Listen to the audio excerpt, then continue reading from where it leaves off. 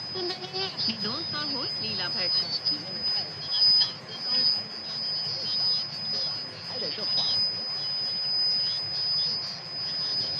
इस कहानी इसका शीर्षक है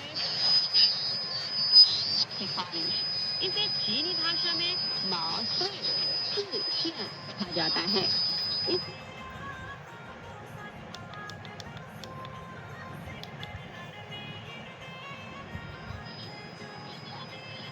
तो माओ में माओ नाम के व्यक्ति की आत्म सिफारिश करने की कहानी सुनाई गई है।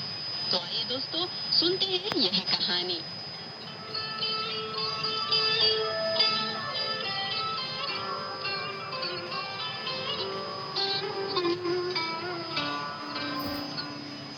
माओ की आत्म सिफारिश की कहानी चीन में काफी लोकप्रिय है।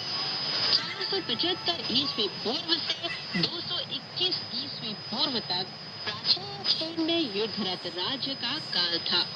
उस समय चीन की भूमि में कई राज्य मौजूद थे, जिनमें मुख्य था राज्य, शू राज्य, यान राज्य, हान राज्य, चाओ राज्य, वेई राज्य और चीन राज्य। 7 राज्य ज्यादा शक्तिशाली थे। अंत में चीन राज्य ने दूसरे राज्यों को हराकर तत्कालीन चीन को एकीकृत किया। 221 ईस्वी पूर्व में चीन के इतिहास में पहले सामंती राजवंश चीन राजवंश की स्थापना की गई। माओ की आत्म सिफारिश की कहानी इस युद्धरत राज्यकाल में पैदा हुई।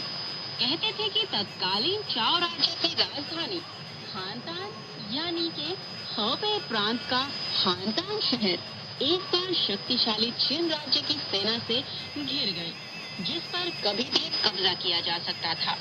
चाओ राज्य की राजधानी हानतान को बचाने के लिए चाओ राज्य के राजा ने उस समय की दूसरे शक्तिशाली शू राज्य के साथ संगठन कर संयुक्त रूप से चीन राजवंश के आक्रमण को पराजित करने का निर्णय लिया और शू राजा को समझाने के लिए चाओ राज्य के राजकुमार को दूत के रूप में भेजा।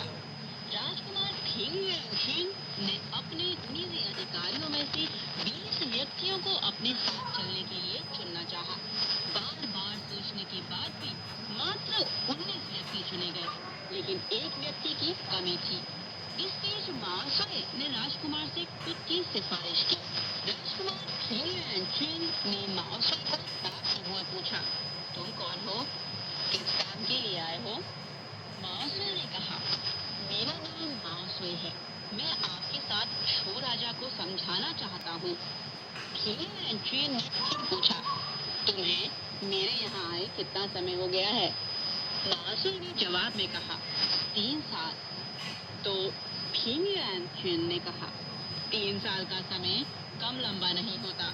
अगर किसी व्यक्ति में विशेष योग्यता हो तो जेब में रखी सुतारी यानी कि सुआ की भांति उसकी नोक जरूर जेब से बाहर दिखती है। तुम्हें मेरे यहाँ 3 साल हो चुके हैं, किंतु मैंने कभी नहीं सुना कि तुम्हारी कोई विशेष कार्य क्षमता हो। की बातों पर माओ ने बड़े आत्मविश्वास भरे लहजे में कहा, आपने गलत कहा।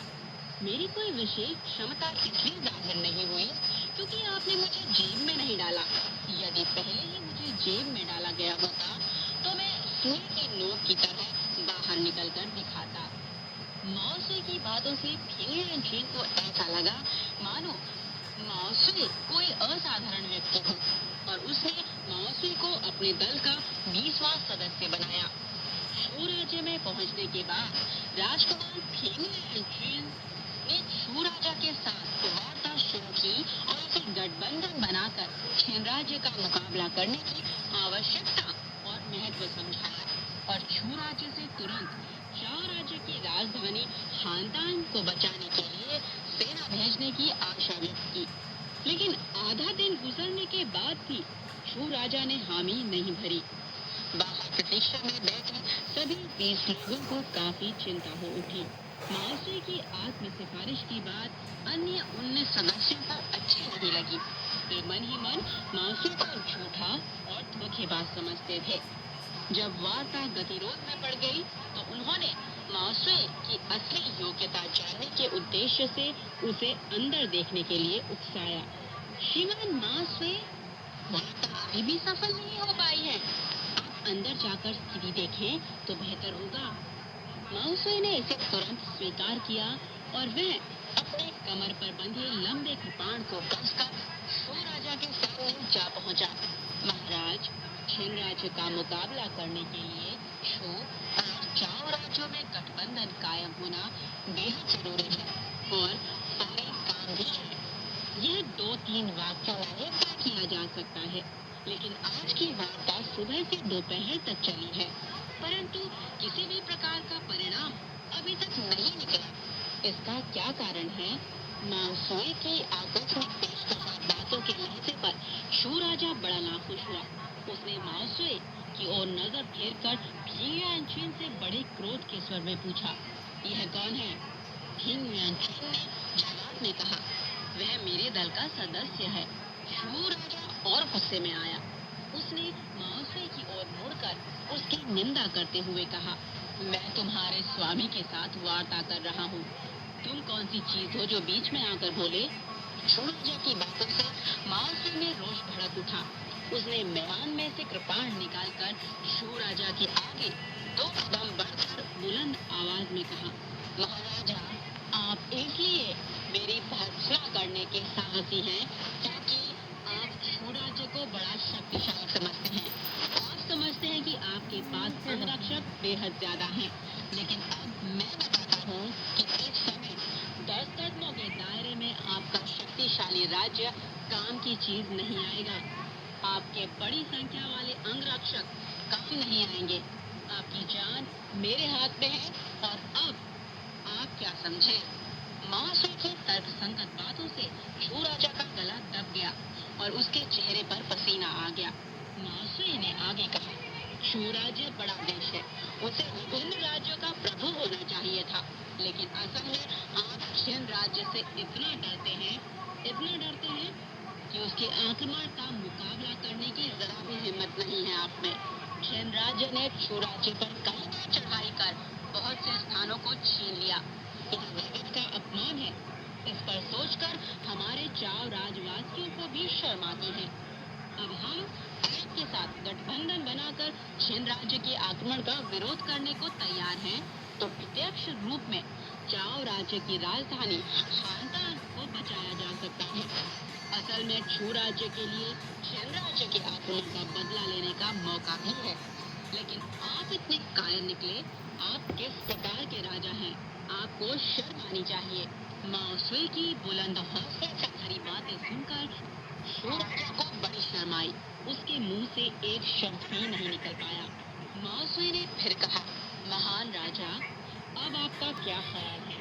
हमारे चाओ राज्य के साथ गठबंधन कायम करना चाहते हैं या नहीं? हाँ हाँ, अवश्य बनाएंगे, अवश्य बनाएंगे।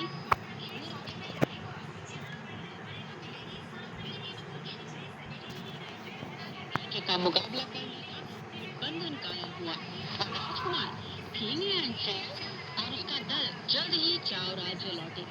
फिंग यानचुन ने चाओ राजा को वार्ता की जानकारी देते हुए कहा, मेरे मौजूदा मिशन की सफलता मुख्यतः माओसुए पर निर्भर है। उसने चतुर वाक्पटुता के बल पर चाओ राज्य का स्थान ऊंचा कर दिया।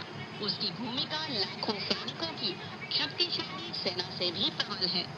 बहुत जल्द ही माओसुए का नाम चाओ राज्य में फैल गया और माओसुए की आत्म सिफारिश, यह उक्ति भी प्राचीन कहावत के रूप में सदियों से प्रचलित हो गई।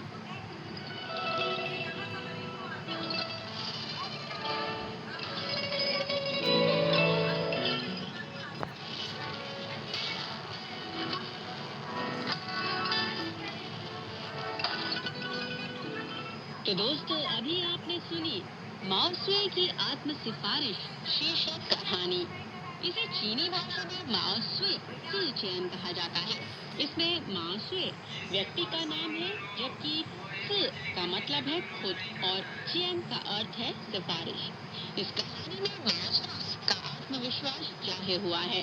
अगर कोई व्यक्ति सचमुच सुयोग्य और सक्षम हो तो वह किसी न किसी समय पर जरूर दूसरे लोगों की नजर में आएगा और उसे सफलता अवश्य मिलेगी।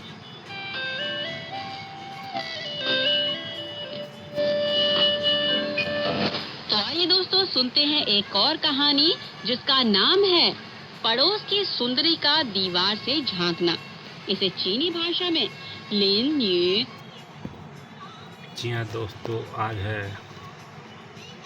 24 अक्टूबर 2025 और रात के 9:51 हो रहे हैं और मैं आपको सुना रहा हूँ चाइना रेडियो इंटरनेशनल की हिंदी सेवा का प्रोग्राम चीनी कहानी। और ये देख रहे हैं आप शॉर्ट वेव 6100 मेगाहर्ट्ज पर सुन रहे हैं आप इसको। और ये प्रोग्राम पूरा हो चुका है, तो वीडियो को लाइक कीजिए, शेयर कीजिए, चैनल को सब्सक्राइब ज़रूर कर लेंगे और ऐसे वीडियो आपको आगे भी मिलते रहेंगे। वीडियो देखने के लिए आपका बहुत धन्यवाद।